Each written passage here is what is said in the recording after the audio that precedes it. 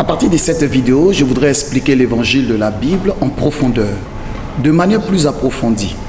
Dans nos vidéos précédentes, nous avons pu confirmer à travers les Écritures que la définition de l'évangile est que Jésus est le Christ. Maintenant, nous allons explorer quelle est la signification de Jésus étant le Christ. Voici comment je vais procéder. Tout d'abord, je vais expliquer le Christ. La signification du Christ est ce que Jésus a fait. Ensuite, je continuerai pourquoi Jésus est le Christ et enfin le sens global de l'évangile selon lequel Jésus est le Christ. Par conséquent, en expliquant le Christ et les œuvres accomplies par Jésus, j'expliquerai ce que cela signifie que Jésus est le Christ. Ensuite, je définirai la foi de croire que Jésus est le Christ. Pour ce faire, nous devons d'abord comprendre le Christ. Pour que nous comprenions le Christ, nous devons d'abord comprendre la raison pour laquelle Christ est venu au monde.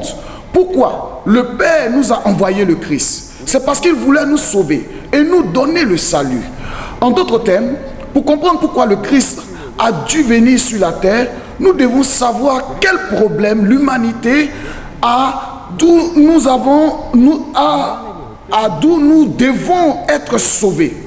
Pour que nous comprenions le problème de l'humanité, nous devons connaître l'homme originel créé par Dieu au début. Lorsque nous comprendrons clairement l'état d'origine de l'humanité, nous serons en mesure de comprendre l'état actuel et les problèmes en comparaison.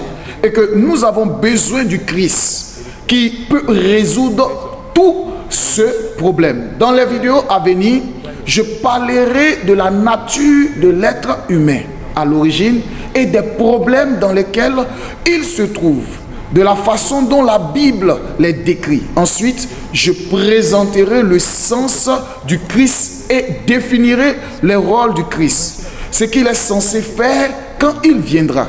Lorsque Dieu nous a créés, il a créé l'humanité à son image. En fait, c'est une description tellement surprenante.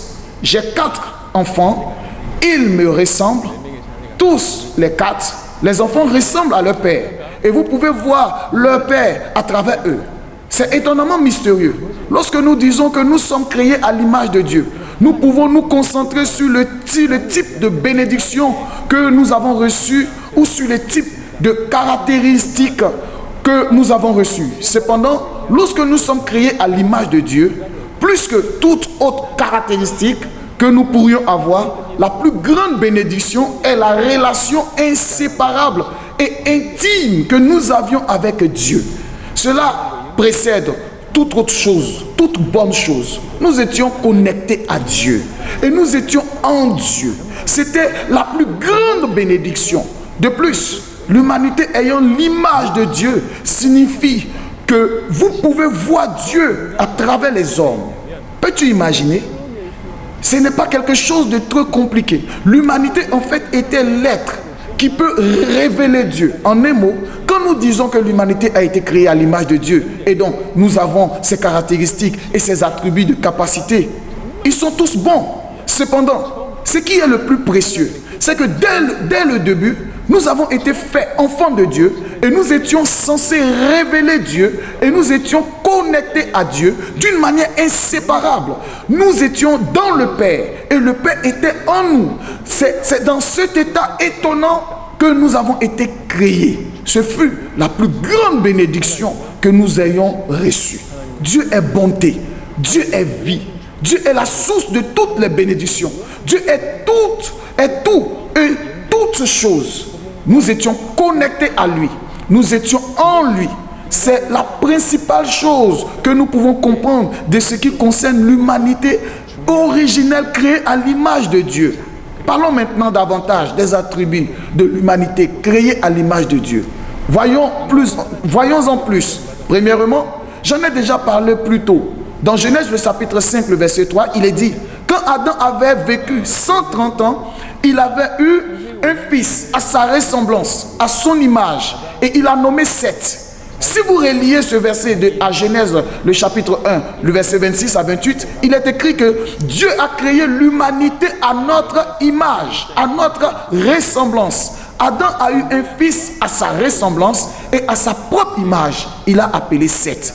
Cela se retrouve de façon identique dans le chapitre 1 de la Genèse, où il est dit que Dieu a créé Adam à l'image et à la ressemblance de Dieu. Cela signifie que Dieu n'a pas créé l'humanité comme une imitation qui ressemble à Dieu, mais Dieu nous a créés comme ses enfants. C'est l'objectif principal. Vous pouvez trouver les généalogies dans Matthieu et Luc, et elles sont différentes à bien des égards. Surtout, la généalogie de Matthieu retrace la lignée des ancêtres de Jésus, tandis que celle de Luc commence avec Jésus et progresse en arrière. Le récit de Matthieu suit la lignée de Joseph, tandis que la généalogie de Luc est celle de Marie. Quand vous regardez dans Luc 3, cela fait remonter qui est au-dessus de Joseph, qui est au-dessus de Jacob. Jacob est le fils d'Isaac, qui est le fils d'Abraham, Et le nom de famille apparu sur la généalogie n'est pas Adam. Fils d'Adam, fils de Dieu. Voilà comment se termine. Qu'est-ce que veut dire? Lorsque Dieu a créé Adam, il a créé comme son enfant. Quand nous disons que nous avons été créés à l'image de Dieu, cela inclut de nombreuses bénédictions. Mais la plus grande est que nous avons été créés en tant qu'enfants de Dieu. Et en tant que ses enfants, nous devions révéler Dieu avec son image en nous. En même temps, les enfants étaient connectés à Dieu d'une manière très intime. Nous étions attachés à Dieu, qui est la source de toute bonté, la source de toutes les bénédictions, la source de tout. C'est la plus grande bénédiction que l'humanité ait reçue. Bien sûr, il y a beaucoup plus à être créé à l'image de Dieu. J'aimerais partager dans plus grande la prochaine vidéo.